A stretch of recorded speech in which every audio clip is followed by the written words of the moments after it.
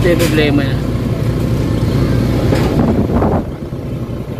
Ito yung problema ng unit. Okay, so ngayon ito ang problema natin, yung kanyang piston. 2 litro tsaka 1 litro na ordinary oil plus isang set na Hado engine treatment guys, para sureball talaga na niya mamaya yung oil mangamoy ano.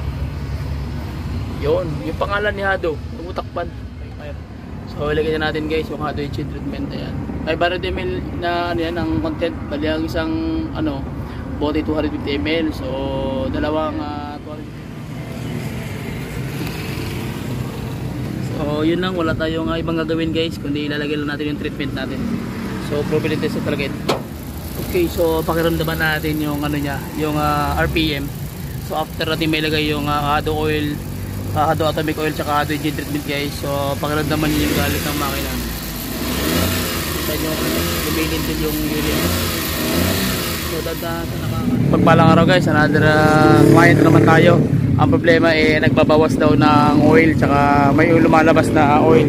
Naga white smoke tsaka naga malakas yung agas ng oil.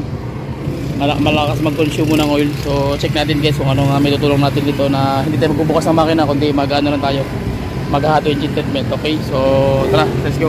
Let's start to see ito yung problema niya. Ito yung problema ng unit. Umuusok siya ng white smoke. So problema white smoke kasi nga yung oil dumadaan dito. So makikita nyo meron siyang tagas ng oil. Yan. So ibig sabihin na problema talaga siya. So gagawin natin, lalagyan natin ng Hado engine treatment guys. Papakiramdaman natin kung ano mangyayari sa kanya. So yun ang problema ng may-ari. So okay, pakita ko sa inyo guys kung ano yung tips na bakit malakas kumain ng oil. So tara, punta tayo sa isang unit ng multicab na inoverhaul ko ngayon. So makikita nyo kung ano yung magiging reason kung bakit malakas kumain ng oil ang makina. Okay, so ngayon ito ang problema natin, yung kanyang piston ring talagang hindi na naglaro. Ayan, kita nyo naman So ito ang problema guys, tingnan nyo yung ring ay maglaro. Yung dalawa naglalaro. Di ba lumalaro? Pero itong isa walang galaw ang kanyang oil ring na pinaka-importante sa lahat, yung oil ring. Kaya tinawag ng oil ring, ang function niya para sa oil, pero dahil hindi siya naglalaro, so isa yan sa magbibigay ng cause ng kain ng oil. So yan po yung check natin yung isa. So okay pa naman tong first tsaka second, pero yung o-ring wala talaga. Ayan, hindi na naglaro yung o-ring. So yan yung mga problema guys. Okay, so at least nakuha nyo na yung basic pointers kung bakit nagkakaroon ng problema dahil dito sa oil consumption. So malaking faktor ang oil ring pag hindi naglalaro. Yan. Okay, so nakuha nyo na yung basic pointers. Okay, so basic pointers pa rin. Makikita nyo ngayon guys yung main journal. Okay, so ito makikita nyo dito mayroong tatawag na passage yan sa loob. So kung makikita nyo yung main journal ng kanyang column bearing, main bearing, makikinis. So ibig sabihin dyan dumadaan yung oil natin. Okay, so yung passage niya sa loob, ang kanyang tatawag na oil mechanism ng kanyang oil passage. Okay, so meron mga sariling mga daanan ng oil. Okay, so madaling sabi. So makikita nyo makikinis pa, pero kung makikita nyo guys, akala nyo okay lang, pero makikita mo yung engine wall mismo ng makina na parang kalawang na yan. So ibig sabihin yung oil na susunog, gandahan dahil naglagay kayo ng mumurahing oil, hindi yung magandang oil na nilagay nyo. So nangyari yan, pagtakbo ng mga 5,000 o 10,000, yung engine wall mo na yan, makikita nyo didikit na yung oil. Ibig sabihin nasusunog na siya. So dumidikit na dito sa mga counterweight. Yan, makikita nyo kulay na yan. Kulay kalawang na talaga. Ibig sabihin marumi na. So yun po yung nagiging main reason kung bakit nauubusan ka ng oil, sapagkat kinakain talaga niya dahil sa ganung mga instances. Okay? So at least nakuha nyo yung basic pointers kung ano yung mga dapat yung tandaan kung ano nagiging main cause. So tara. So ang gagawin natin guys, mag-change oil tayo. At i-filter palit, tapos drain tayo ng oil. Check natin ilalim. Ayun. So nagdi-drain na tayo ng oil guys. So ganun lang gagawin natin para sureball na makarecover yung engine, na hindi tayo magbubukas ng makina.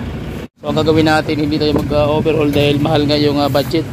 So ina-try natin yung Hado engine treatment tsaka mismo yung Hado oil ang ilalagay natin.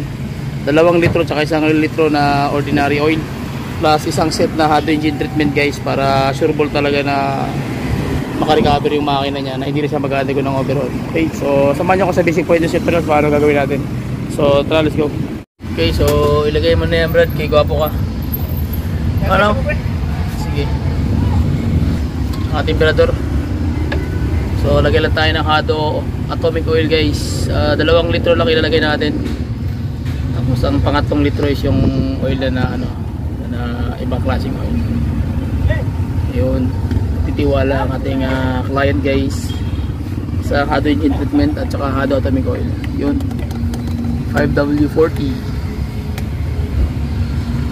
Tilo ka agad, Brad. Okay. Yan.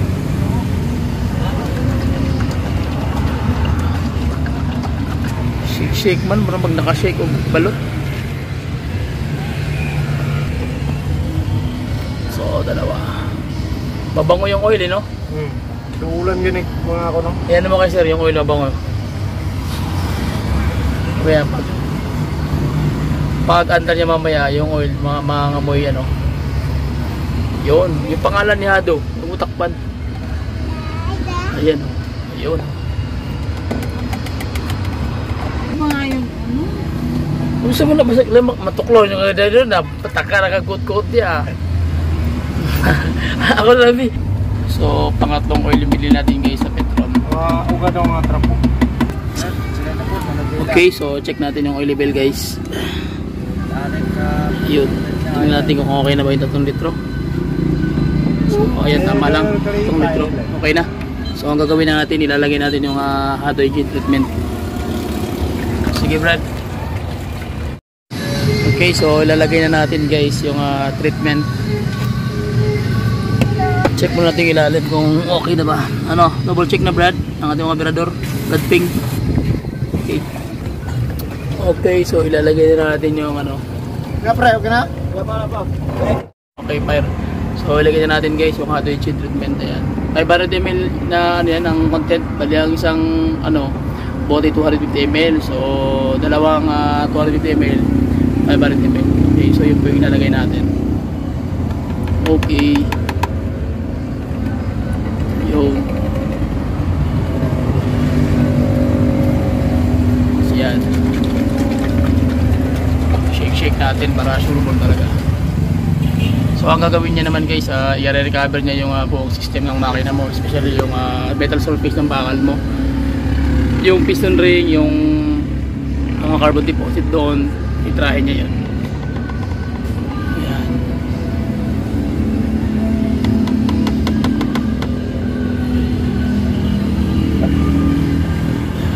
Okay, good job, paralo. Sige, takpan na. So after naman ito, doon naman tayo sa fuel tank maglalagay ng tatlong bote 250 ml. Okay. Fuel tank niya dito. So dito naman tayo maglalagay, guys. Sana yung fuel system economy. Yan. So ito naman ilalagay natin. Ayan. Nasa naman ito? Hado fuel system economy. Ayun. Gaya. Hindi, wag na. Gaya, wala po. Okay, so mayroong yung seal. Kailangan mong tanggalin. Sorry ko ito, So ganun na yung kasimple, guys, ang paglalagay ng Hado engine treatment. Tatlong 250 ml sa fuel tank, tapos isang 500 ml naman sa engine, para maka-recover talaga yung niya, yung piston ring, especially yung kanyang mechanism sa loob ng makina.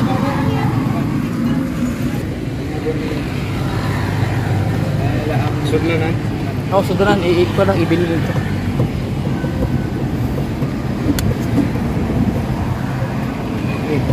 Sige, yan. So, yun lang. Wala tayong ibang gagawin, guys, kundi ilalagay lang natin yung treatment natin. So, properly tested talaga ito. So, after that, okay na. Pandalin na natin yung engine. Okay, so, pandalin na natin, guys, yung engine.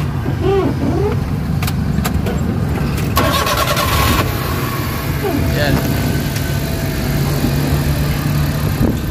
So, ganun na siya kasimple. Pag nalagay mo na, pwede mo na paanda rin. Idle mo na mga 5 to 10 minutes. Hanggang ano na yan. Ang ang karagdagan nito, guys, once na maglagay kayo ng Hado engine treatment tsaka Hado atomic oil. So ito benefits ito sa mga user. Kahit 1 year po kayo hindi mag-change oil, lalaban po yung oil natin. Opo, yun po talaga yung may ano natin, maiaambag sa inyo. Basta gumamit kayo ng Hado Atomic Oil, tapos ito yung treatment na isang set. So 1 year po kayo hindi mag-change oil. Yun po yung ano, benefits po niya. Imposible pero posible yan sa Hado. Yun po yung proven and tested po natin yan. Almost ilang 3 years na ako nag-Hado sa Hado industry guys. So na-test ko talaga yan. Dahil mismo ako yung nag-try sa sarili kong unit. So ganun po siya ka-effective. Kaya natin i-market, hindi natin natatakot sapagkat proven and tested talaga yan. 1 year wag kang mag-change oil guys. Laban tayo dyan. Okay?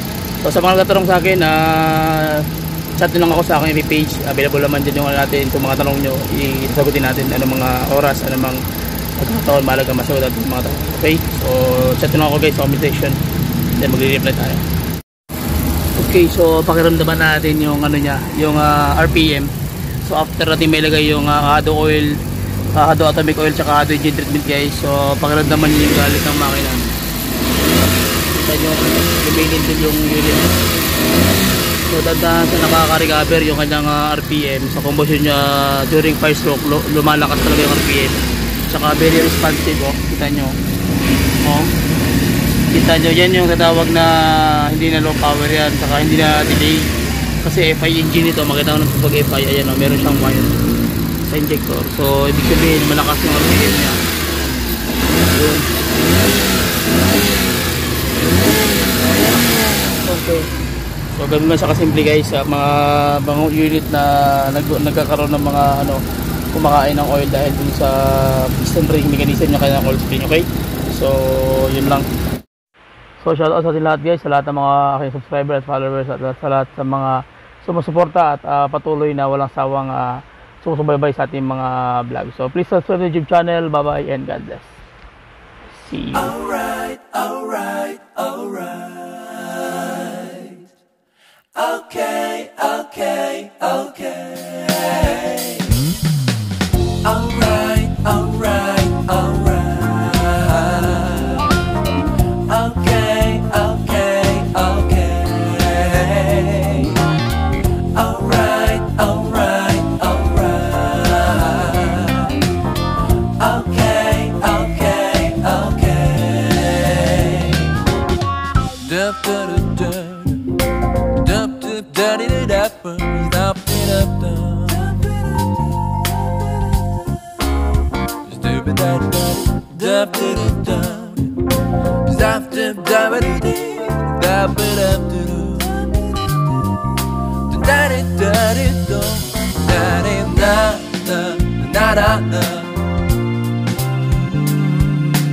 Na